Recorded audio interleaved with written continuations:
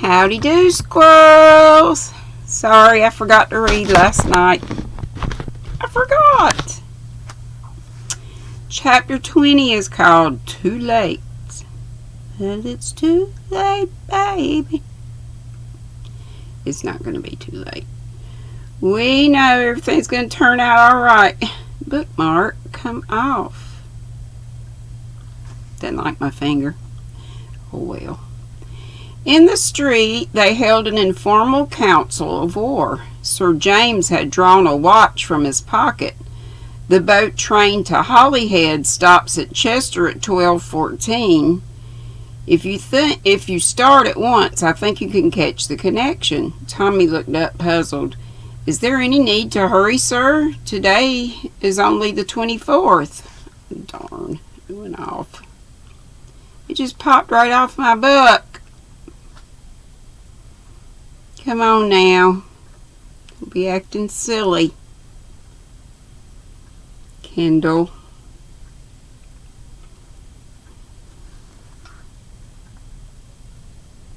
Just blank. Come on, come on, come on, come on, come on, come on.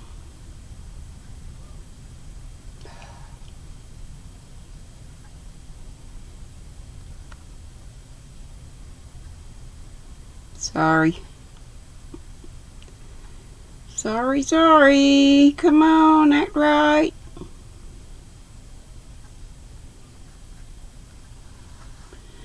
Okay, let's see, where are we? Today's only the 24th. I guess it's always well to get up early in the morning, said Julius before the lawyer had time to reply. We'll make tracks for the depot right away. A little frown had settled on Sir James's brow. I wish I could come with you. I'm due to speak at a meeting at 2 o'clock. It's unfortunate.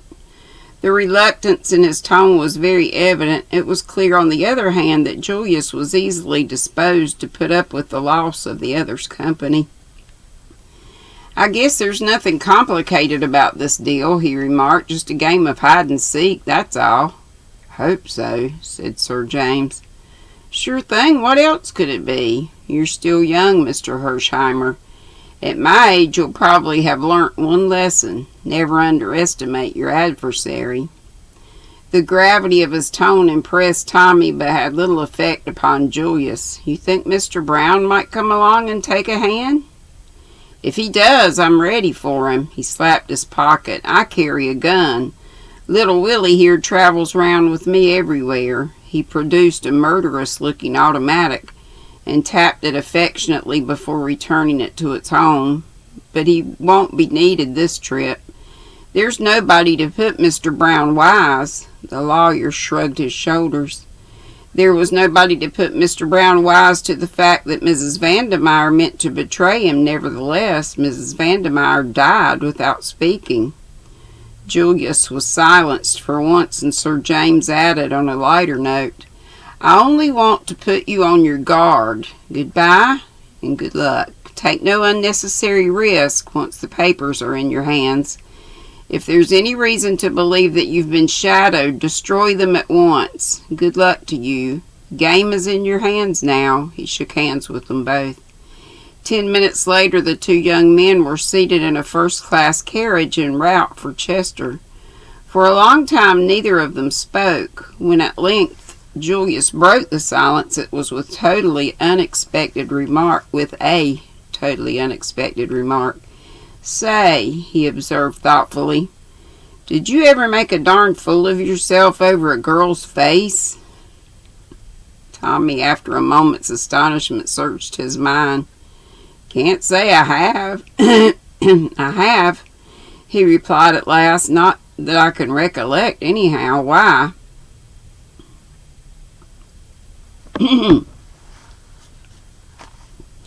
Stern stuff.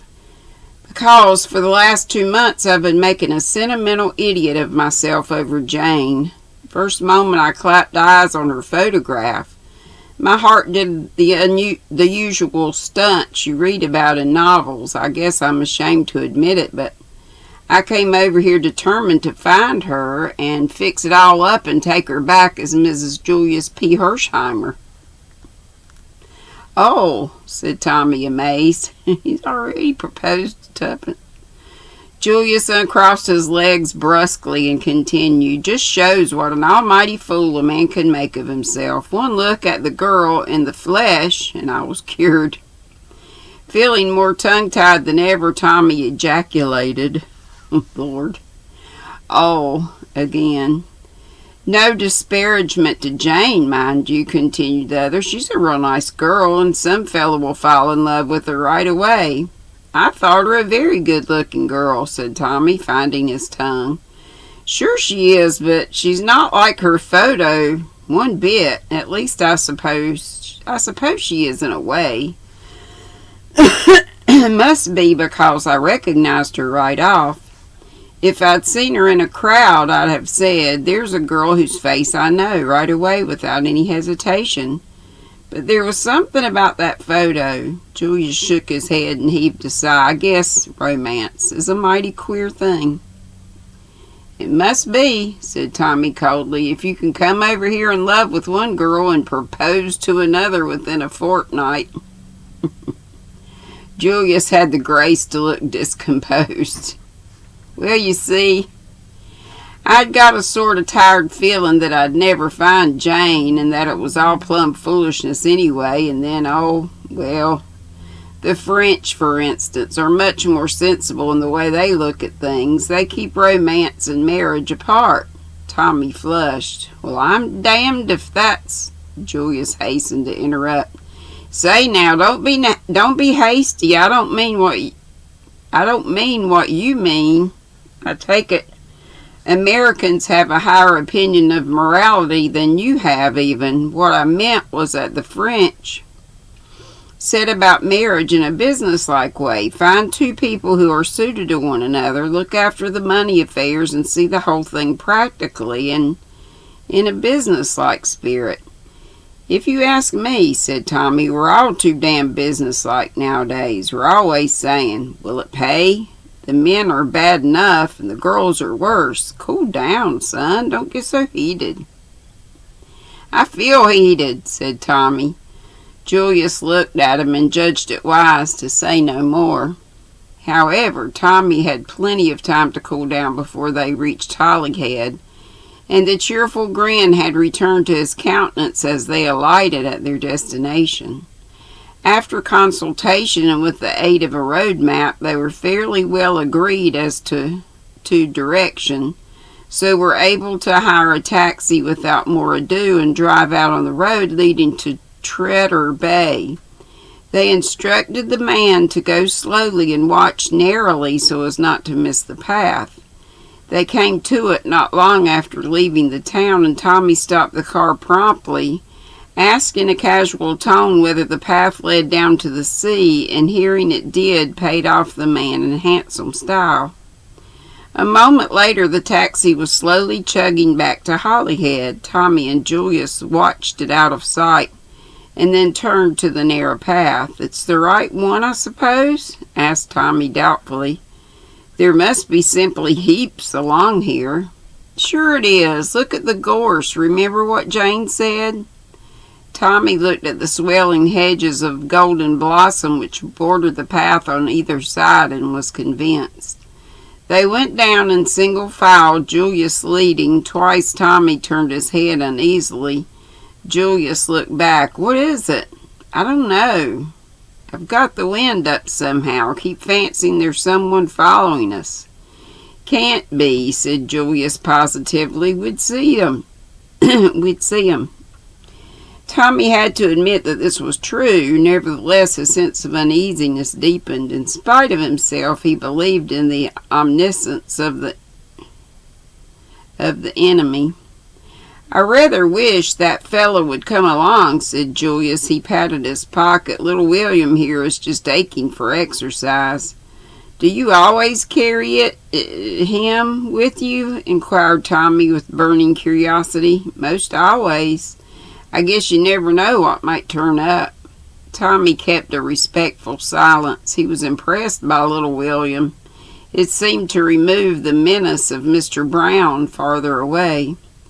The path was now running along the side of the cliff parallel to the sea. Suddenly Julius came to such an abrupt halt that Tommy cannoned into him. "What's up?" he inquired. "Look here.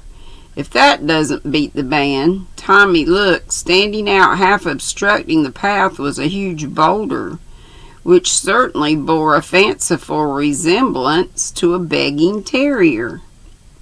"Well," said Tommy, refusing to share Julius's emotion, "it's what we expected to see, isn't it?" Julius looked at him sadly and shook his head. "British phlegm. Sure we expected it, but it kind of rattles me all the same to see it sitting there just where we expected to find it." Tommy, whose calm was perhaps more assumed than natural, moved his feet impatiently. "Push on. What about that hole? Or what about the hole?"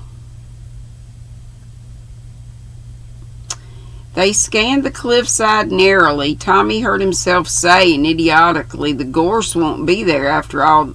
The gorse won't be there after all these years." And Julius replied solemnly, "I guess you're right." Tommy suddenly pointed with a shaking hand. "What about that crevice there?" Julius replied in an awe-stricken voice, "That's it, for sure." They looked at each other. "When I was in France," said Tommy reminiscently, "whenever my Batman failed to call me, he always said that he had come over queer. I never believed it, but whether he felt it or not, there is such a sensation. I've got it now. Badly."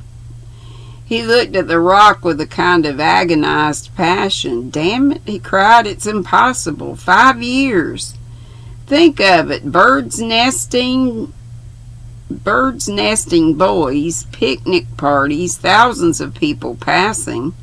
It can't be there. It's 100 to 1 against its being there. It's against all reason." Indeed, he felt it to be impossible, more perhaps because he could not believe in his own success where so many others had failed. The thing was too easy, therefore it could not be. The hole would be empty. Julius looked at him with a widening smile. "I guess you're rattled now, all right," he drawled with some enjoyment. "Well, here goes." He thrust his hand into the crevice and made a slight grimace. "It's a tight fit. Jane's hand must be a few sizes smaller than mine. I don't feel anything, no. Say, what's this? Gee whiz!" And with a flourish he waved aloft a small, discolored packet. "It's the goods, all right, sewn up in oilskin. Hold it while I get my penknife." The unbelievable had happened. Tommy held the precious packet tenderly between his hands. They had succeeded. "It's queer," he murmured idly. "You'd think the stitches would have rotted. They look just as good as new." They cut them carefully and ripped away the oilskin. Inside was a small folded sheet of paper. With trembling fingers they unfolded it. The sheet was blank. They stared at each other, puzzled. "A dummy?" hazarded Julius. "Was Danvers just a decoy?" Tommy shook his head. That solution did not satisfy him. Suddenly his face cleared. "I've got it. Sympathetic ink." Sympathetic? "You think so? Worth trying anyhow. Heat usually does the trick. Get some sticks, we'll make a fire."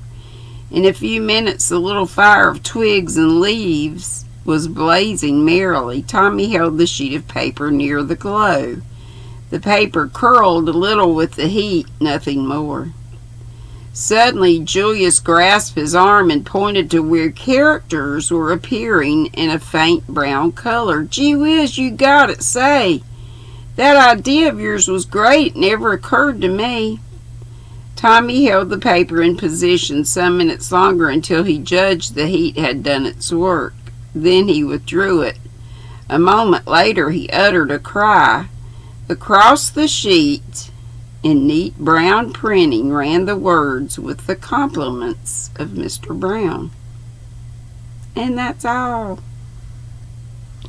That was a short one. But my tummy's not feeling the best today, so I'm going to stop there. We'll be at chapter 21. Tommy makes a discovery. Love y'all. Be sweet, don't be ugly. Hope to see you at 5. Bye-bye.